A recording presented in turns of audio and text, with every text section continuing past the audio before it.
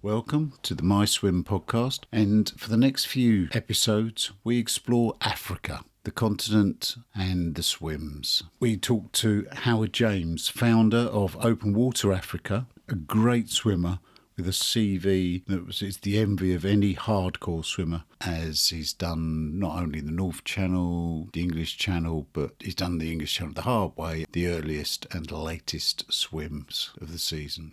But more importantly, a good friend. Howard is what I call a swimmer's swimmer. He knows what it needs to get across, and in every organisation he puts together, any swim, any support, he makes sure that the swimmer wants for nothing. They get what they need. He's not one for big publicity stuff. It's taken me ages to get him on here, and it's genuine in what he says.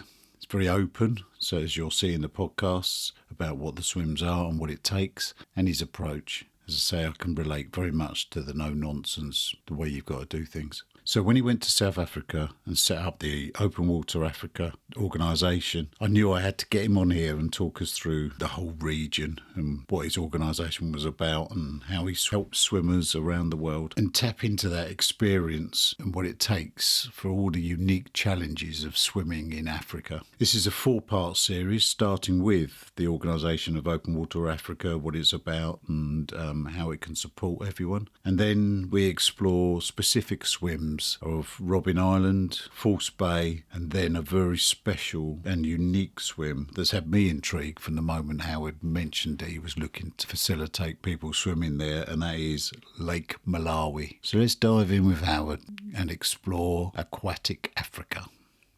MYSWIM is every person's personal adventure in the water, whether it's learning to swim, wild swimming, channel swimming, winter swimming, another aquatic sport like water polo, synchronised swimming, triathlon, or something social with friends, the best kind. And everything in between, your happy place, your aquatic adventure, and together we can explore it. Okay, well, first of all, welcome, Howard, to the MYSWIM podcast. I mean, it's been a while for us trying to get this one together, but we've got so many topics to go through that I think the hardest bit is to be able to get them all in an organised manner so that we can pick up all the stuff that I can tap into your knowledge and your organisation's brains. First of all, before we get into all of that around Open Water Africa and everything you do there and some of the swims that you know of around in continent of Africa, do Howard James, how did you get into swimming? What was your reason for coming in, and then how did that morph through to why set up Open Water Africa? I suppose that it's a common footprint for us, most of us open water swimmers. As a child, I was hitting the clubs on an evening after school. Mum would take me and start off 3 days a week, and you soon build up to 5 days a week, and it takes over your life at a young age. And I was never the fastest, but I used to enjoy it. I used to enjoy the out of school group, so it was good fun, and then the galas were always fun. And as you get stronger, you get faster. So I've always had a sort of a love for swimming. And although I stopped around 15 or even 14, when I hit that peak of adolescence, if you like, it was always something that I'd go back to for fitness and revisit, and used to find that I could always get back into it relatively easy. And that kind of happened when I reached 28, 29. I'd done some British Heart Foundation swims all the way through. And that doesn't mean I was doing them every year, but if there was one that was advertised and I thought, oh, you know what, this year is the year, I'd jump in and do 5K, and used to love it. I don't know why I didn't take it up earlier, really. Come 29 years old, I think I woke up one morning and said, I want to swim the English Channel. And you know, you kind of meet people on the journey. And I always remember, really, Frida Streeter. She was probably the first person that, you know, of that had a level of integrity, and she said, once you swim the channel, it will change your life. And that was kind of a cliche. How will it change my life? I'm a scaffolder by trade. I can be an idiot at times. But that was a leveler. And it has changed my life to a point. I've become more and more involved in open water swimming. Went through a few years of doing it for myself and learning more and meeting all those different people on the beach was just that I wouldn't come into contact with on a regular occurrence. Just kind of blew my mind away, really.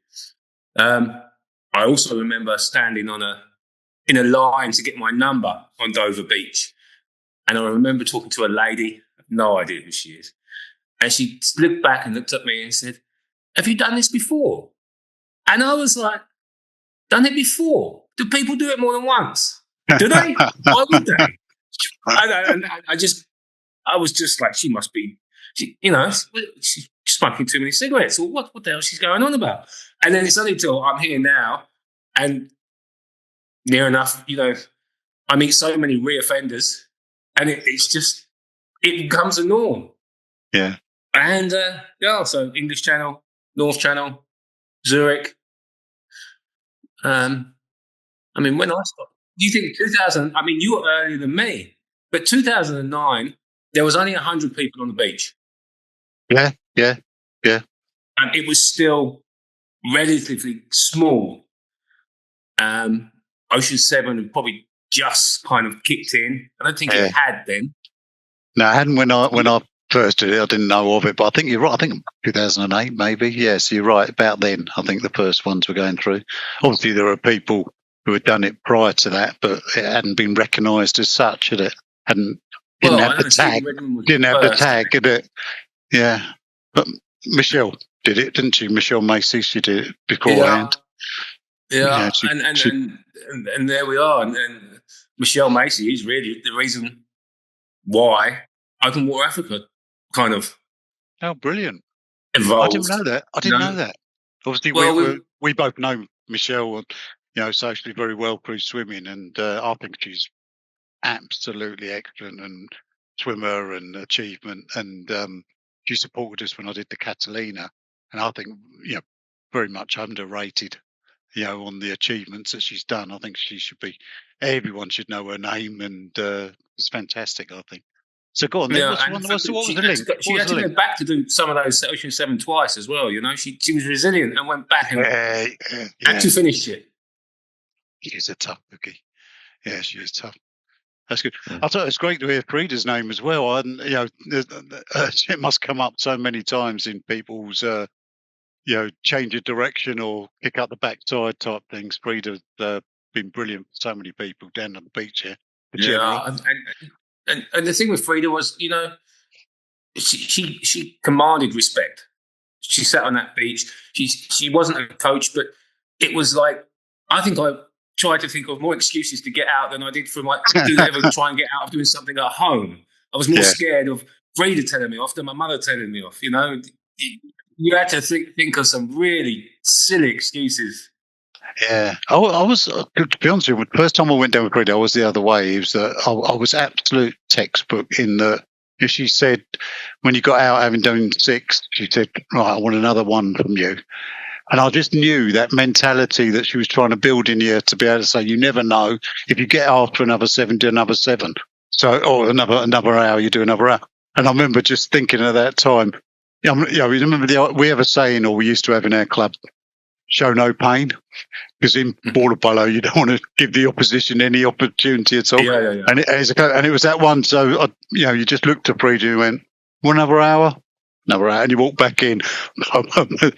Your eyes, your goggles welling up with tears about having to try and grind out another hour in the diesel fueled harbour. That always seemed like it used to go on forever. It did, yeah. And it wasn't until you were a reoffender when the hours become quickly. But I'll tell you a quick little story about Frida. I used to take my drive from Bedford to Dover every weekend. Right. Religiously. And I used to take my basset hound with me because I didn't want to leave her. So I would come to Dover and we would camp the night and I would bring her. So the first few sessions when it was okay because it was 20 minutes building up to an hour. But then she just dropped to 4 hour on me. And I said, okay, that's fine, but I'm going to have to get out 2 hours to let the dog out the back of the car for a wee. And she said, where's the dog now? I said, in the back of the car. She said, you can't keep doing that. I said, I've got no choice. I have to bring the dog with me. So she said, get the dog out. I'll look after the dog. And through 2009, if you were ever on Dover Beach, Dover Channel training, there would have been a basset tied up to the railings or eventually moved onto the pebbles next to Frida and just sat there for endless amounts of hours of me swimming. Mm-hmm. And then someone would take her for a walk. And she's brilliant. She's brilliant that way. Brilliant. Excellent. Got in open water Africa then. How did that come around? So still water rate was apparently a thing. Yeah. That Michelle Macy and apparently Nick Adams sat together over over a swim. Two big names there. Yeah, two big names. And I don't know, I've never spoken to Nick Adams about it, but Michelle was adamant that they were sitting down after a swim. I have no idea when. And the Ocean 7 was going, and they were just making a list of still water rate, a challenge. And that's what they come up with. And I think a few of them must have been in place. The decision of what swims to utilise in the still water rate changed a couple of times in the early stages. Yeah. And Windermere was on there originally, wasn't it? I wouldn't know without looking. I know there's a few changes. Yeah. I remember it because I went backwards. I'd done Windermere and I went back. Not that I'm looking to do this still 8, to be honest with you. So, yeah. Yeah. And she said, I've just moved to South Africa. And she said, can you, or would you, can you, will you try and facilitate Lake Malawi? And I said, sure, I've only really been here under a year. I am in South Africa, not quite Malawi. But, okay, challenge accepted. You know? Wow. So we hunted down a pilot that had piloted a few swims in Malawi. And then we Esme and I started thinking, well, we've got to put it under an umbrella of some kind. Open Water Africa seemed fitted. We are in Africa, although, we're right at the bottom. And that will give us scope to build it. Agreeably, we did think we might build it quicker, but there you go. But it fits. We've got Lake Malawi. It falls under Open Water Africa. And we were working towards putting some other swims in South Africa underneath that umbrella also. Then the pandemic hit, really. Hey, the pandemic kind of stopped everything for a while. But it also, I think people just stopped. They thought, there's nothing we can do with Open Water Africa now. And it kind of just went to the back at the bottom of the pile. And then when we started to revisit it and noticed that lots of others, swim organisers, that we initially thought we could put into swim at Open Water Africa, like False Bay, Robben Island, we would be able to work with these individuals and just form like a go-to. Everyone up their game. Everyone started trying to, we need to reach internationals. We've got, they've got time to build on their marketing, learn and reach out to a wider audience. And that's what happened with False Bay and Robben Island. It was gaining traction from the guys that were involved and had been involved for a longer previous period of time. And it kind of felt unfair to market something against them. You kind of get a conflict of interest in how people want to market their brand, whatever it is. So we have set back from False Bay and Robben Islands. However, we are able to facilitate them on a different level because we have spot trackers. We can be an independent observer where we are, totally nothing to do with the swimmers. If they don't abide by the rules, we can say fail. Not that we want to, but we're completely independent. Yeah. And our documentation, is on par with what Wowser and the MSF want it to be. And at the moment, I think they're the guys that are trying to be the leaders in assuring that swims are adhered to. That's good. What sort of swims you got then under your umbrella at the moment? Well, to be fair, like I said, False Bay is on there still. because I think we can offer something. We can bring something to the table for that, and we do work relatively closely with Big Bay Events and Derek Fraser. So, I can bring something to the table for that. Robben Island, we're not. I can push, help, and assist people in the right direction, but that doesn't fall under our pressure. Malawi is really the signature one, and we're working on one now, which I'm going to be a little bit cagey about. It's just off the coast of Africa, and we're in communication now, and we're just trying to iron out the finer details. But I think personally, if we can pull this one off, and we'd have to do a trial run, that would put a whole different aspect on an open water swim, just primarily where it's located. I think that's going to be that. Any open water swimmer, whether they are able to come and do it or even want to do it, they're going to go. There's going to be a gasp of, "Oh wow, look at this one." I'm intrigued now.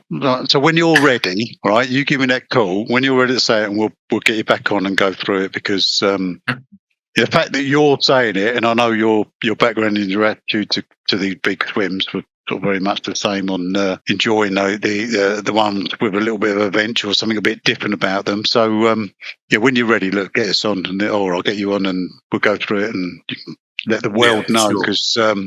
Because if you're saying that, then I am intrigued now. I would have actually liked to. Well, two things. I would have liked to have had it all kind of nutted up now. You're teasing me. And it would have been a great place to drop it, really. But when you go through that sort of selection process, what sort of things do you look for? What sort of criteria? Because when you go for a swim, when you look for something that your organisation wants to do, because you would have had ideas when you went to Malawi and this one, and is it the distance, the accessibility? Because I know a lot of the ones you're not choosing easy logistics ones, are you either? So what is it? What is it that you? I guess your thought process. The logistical factor makes it a little bit more fun. Let's go back to 07. People are traveling the world to swim, mate. And whether they're incorporating it into the family holiday or just a swimming holiday, I think there's a big mix there as well. People tend to go and swim and then go back home. And the distance, I guess, not that I would not put a 10K swim on the umbrella. I think there are a few shorter ones that are on the website that we haven't managed to facilitate yet. I think to add to the jailbreak swims, there's a few on there. There's one in St. Helena. There's one in Egypt. There's a few that I don't think have made it or have been completed by the jailbreakers. And so if you're going to come and make the effort to come to Africa, let's say, then personally I think it should be a marathon swim. And I think now with anything over 10K is classed as ultra marathon. So it's going to be an ultra marathon. Malawi fits that because it's ultra marathon.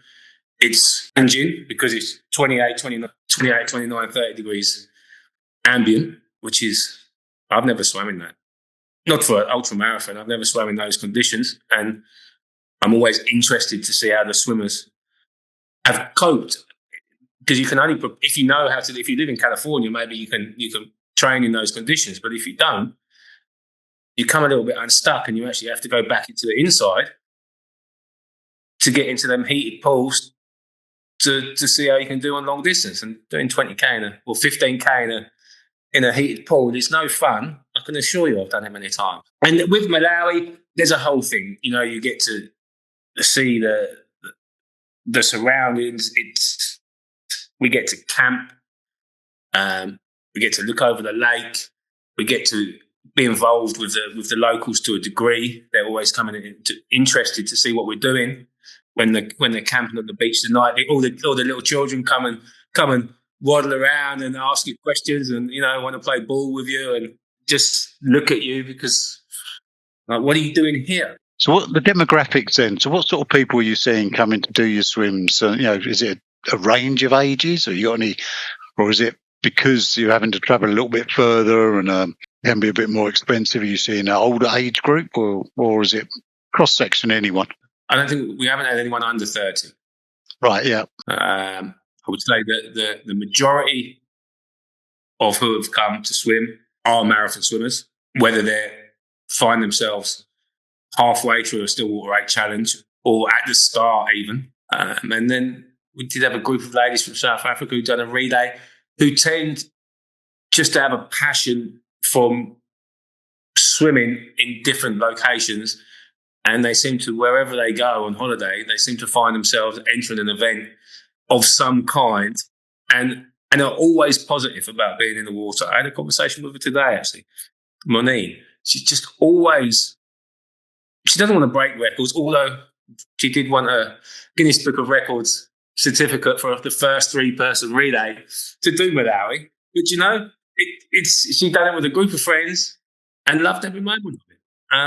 So if we can carry on getting there, those people that enjoy it and take it for what it is, I don't think anyone can have an expectation of this swim. It's very new, if you like. What challenges do you face getting open water Africa going then? You know, you landed down in South Africa, you're setting yourself up, and then, then you got to get going.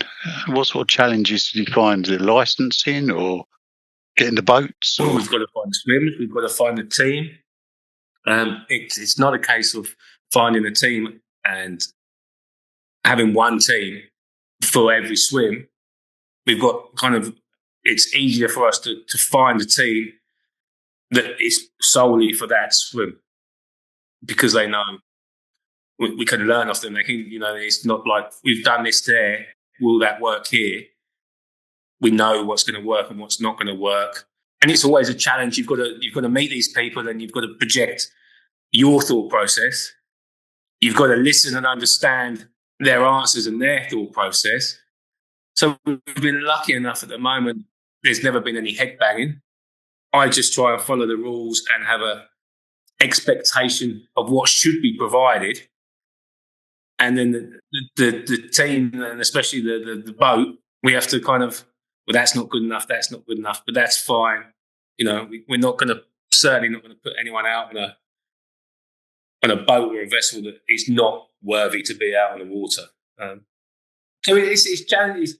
It's normal challenges, eh? It's what now comes common knowledge. You don't get in your car without any petrol, do you? You know that. What about the safety side of it? I mean, that must be the big one, isn't it? To really get your head around just any open water event has got more than, I don't know, just swimming in a pool. But some of the locations you go to, in South Africa, all those locations have got unique challenges, haven't they? That it's more your approach. Generally, a cell phone or a radio works, whether it is a cell phone or a satellite. Right? If your cell phone doesn't work, then you've got a satellite radio. With Malawi, we have a router on the boat, and everyone that's actually come to Malawi said that the signal is better than what they receive at home. We swim east to west, so we're always swimming towards help should it be required. We start off in a secluded location and swim to a small town. If something happens, we're always available to get to the medical services and get them to meet. We're always going to land. We know where we're going to land the swim. It's not like the tide is going to, like the English Channel, we're swimming in. We say we're going to be there and we know roughly how long it's going to take us. Everyone is first aid trained, basic first aid trained. We're all aware of sight. We're all aware of the fatigue and the deterioration factors that can be noticed. It's only when swimmers start to hide these things. But it's basic. It's stroke rate. There's lots of stuff that we know how to work if something's going wrong. And swimmers should be honest. Swimmers aren't always honest, but they should be honest. I always used to say, if I stop swearing on a swim, then something's wrong. Because swearing is kind of my way of having fun. If I'm not swearing, that means I'm struggling. I always like the questions they always try and give you to check that you're compass mentis. Half of them I wouldn't be able to do on dry land, so. So if I can answer them, then you got to worry, yeah? My first English Channel crossing, I remember as a kid, my grandparents had a farm, and there was a cow with a wonderful set of horns. It was the only one that had like symmetrical horns. Tried to remember the name of that cow. It must have took me 4 hours. And then I was like, remember Jacaranda. And I was like, there's nothing wrong with me. Let's crack on. Yeah. But no one else knew I was looking for the name of the cow.